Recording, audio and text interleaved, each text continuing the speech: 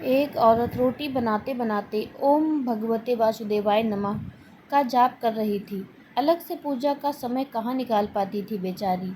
तो बस काम करते करते ही एकाएक धड़ाम से जोरों की आवाज़ हुई और साथ में दर्दनाक चीख। कलेजा धक से रह गया। जब आंगन में दौड़कर झांकी तो 8 साल का चुन्नू चित्त पड़ा था, खून से लथपथ।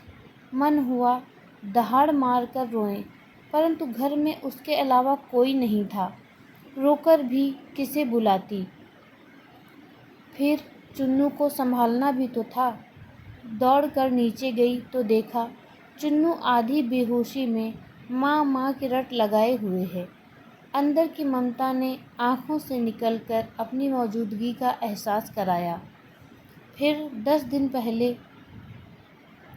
करवाए अपेंडिक्स के ऑपरेशन के बावजूद न जाने कहाँ से इतनी शक्ति आ गई कि चुन्नू को गोद में उठाकर पड़ोस के नर्सिंग होम की ओर दौड़ी। रास्ते भर भगवान को जी भर कर कोसती रही, बड़बड़ाती रही, हे कन्हैया, क्या बिगाड़ा था मैंने तुम्हारा, जो मेरे ही बच्चे को।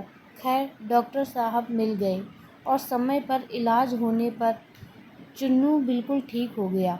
चोटें गहरी नहीं थीं, ऊपरी थीं, तो कोई खास परेशानी नहीं हुई।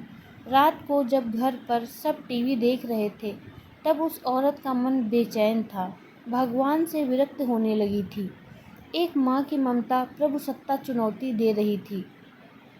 उसके दिमाग में दिन की सारी घटना चलचित्र की तरह चलने लगी। कैसे चुन्नू आंगन में गिरा कि एकाएक उसकी आत्मा सिहर उठी। कल ही तो पुराने चापाकल का पाइप का टुकड़ा आंगन से हटवाया है, ठीक उसी जगह था जहाँ चिंटू गिरा पड़ा था। अगर कल मिस्त्री न आया होता तो उसका हाथ अब अपने पेट की तरफ गया, जहाँ टाँके अभी हरे ही थे ऑपरेशन के। आश्चर्य हुआ कि उसने 20-22 किलो के चुन्नू को उठाया कैसे। कैसे वो आधा किलोमीटर तक दौड़ती चली गई।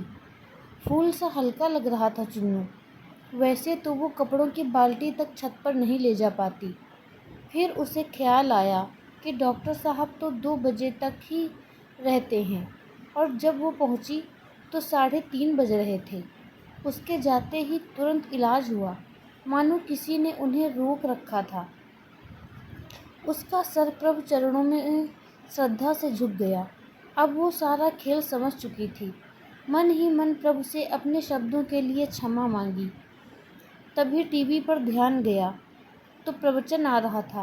प्रभु कहते हैं, मैं तुम्हारे आने वाले संकट रोक नहीं सकता, लेकिन तुम्हें इतनी शक्ति दे सकता हूँ कि तुम आसानी से उन्हें पार कर सको। तुम्हारी राह आसान कर सकता हूँ, बस धर्म के मार्ग पर चलते रहो। उस औरत ने घर के मंदिर में झांक कर देखा। कन्हैया मुस्कुरा रहे थे। हम बहुत बार संकट समय या बुरी खुशी के पल में ईश्वर की कृपा तत्क्षण समझ नहीं पाते, पर बाद में ये एहसास हो ही जाता है कि ये सिर्फ ईश्वर की ही कृपा थी।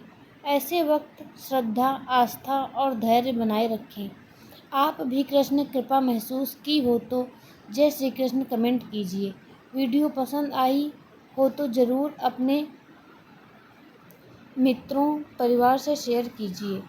अगर आपको ये कहानी अच्छी लगी तो प्लीज़ लाइक से सब्सक्राइब ज़रूर करें। धन्यवाद।